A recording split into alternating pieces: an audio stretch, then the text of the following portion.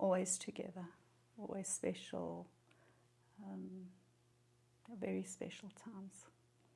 And celebrated as they always celebrated, light the candles, make Yiddish, go to shul on Shabbat,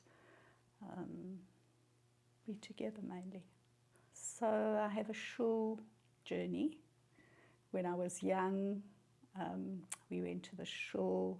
Okay, so my father's father was no longer alive, but we continued to go to that old shul where the family was still very, very prominent. It was called Wanderers View Hebrew Congregation, and it was in Braamfontein. Then we moved.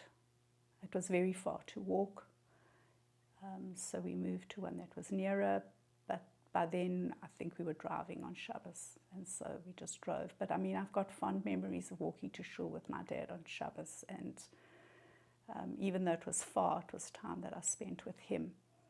And in those days, I was allowed to sit next to him, even though I was a girl. And I remember always being under his talus and being part of this men's enclave. And I've written poems about that too. And they were very special times. So I enjoyed the walking because I could be with him. Once we went to different shuls and we drove, it wasn't the same. Very traditional food, soup and pierogan, soup and kreplach, roast beef, roast chicken, same dinner every single Friday night, as I did with my children, until they said, "Ma, can't we have something different for a change?" And I didn't. It was very traditional, and that is how it was, and that is how it still is. So, just trying to think. I remember my mother always presented my dad with the salad ingredients at the table, and he made the salad at the table. So that was his task, but he didn't do anything else to do with the food.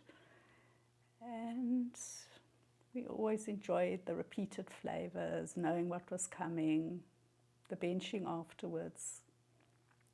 It was always, so the singing was a very, a force that brought us all together.